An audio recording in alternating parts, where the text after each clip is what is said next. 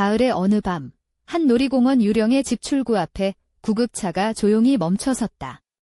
들것 위에 누운 방문객이 실려 나올 때 그 안에서는 여전히 비명소리와 배경음악이 흘러나오고 있었다. 들어갈 때만 해도 그 사람은 그저 무서운 체험을 즐기러 온 평범한 관람객이었다. 이런 사례는 이 한 건에 그치지 않는다. 세계 곳곳의 유령의 집에서 방문객이 실신하거나 응급처치를 받았다는 보도가 꾸준히 이어져 왔다. 그런데 이상하게도 그 사고들의 전모는 좀처럼 공개 기록으로 남지 않는 경우가 많다. 유령의 집이 대중적인 오락 산업으로 자리 잡기 시작한 것은 20세기 초중반으로 알려져 있다. 할로윈 문화와 결합하면서 미국을 중심으로 폭발적으로 성장했고 이후 아시아와 유럽 전역으로 퍼져나갔다. 오늘날 전 세계에서 연간 수천만 명이 이 어둠 속으로 자발적으로 걸어 들어간다. 현대의 유령의 집은 하나의 정교한 감각 조작 장치에 가깝다. 음향 설계자는 인간이 본능적으로 불안을 느끼는 주파수를 연구하고 조명 기술자는 시야가 가장 왜곡되는 각도를 계산한다. 배우들은 그 사이를 파고들도록 훈련받으며 관람객의 반응을 실시간으로 읽어내는 법을 익힌다. 방문객이 입장하는 순간 하나의 암묵적인 계약이 성립된다고 운영 측은 말한다. 당신은 공포를 체험하러 왔고 우리는 그것을 제공한다는 합의다. 많은 시설이 입장 전 동의서를 받거나 특정 건강 상태의 방문객에게 자제를 권고하지만 그 권고가 얼마나 철저하게 지켜지는지는 또 다른 문제다. 많은 방문객에게 유령의 집은 일종의 해방감을 주는 경험으로 알려져 있다. 일상에서 억눌린 긴장을 공포라는 형식으로 배출하는 것이다. 하지만 인간의 공포 반응은 개인마다 다르고 같은 자극이 어떤 사람에게는 짜릿함으로 어떤 사람에게는 신체적 위기로 작용할 수 있다. 사고 보고들을 살펴보면 가장 흔하게 등장하는 유형은 갑작스러운 실신이나 공황 증상으로 추정되는 경우다.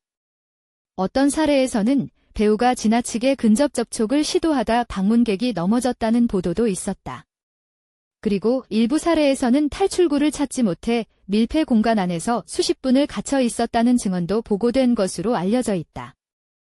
미국에서는 할로윈 시즌마다 공포 체험 시설 관련 크고 작은 사고들이 보고되어 왔다고 알려져 있다.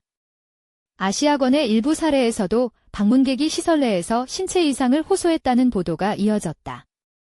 특히 극도의 공포 자극이 심혈관에 직접적인 영향을 미쳤을 가능성이 제기된 사례들은 업계 전반의 경각심을 불러일으킨 것으로 전해진다. 의학적 관점에서 극도의 공포 반응은 단순한 심리 현상으로 끝나지 않을 수 있다. 아드레날린이 급격히 분비되며 심박수가 치솟는 이 반응은 기저 심장 질환이 있는 사람에게 실제 위험을 초래할 수 있다는 것이 의료계의 일반적인 견해다. 전문가들은 이를 스트레스로 인한 심장 부정맥이나 심근 손상 가능성과 연결짓기도 한다. 사고 통계가 체계적으로 공개되지 않는 것은 우연이 아닐 수 있다.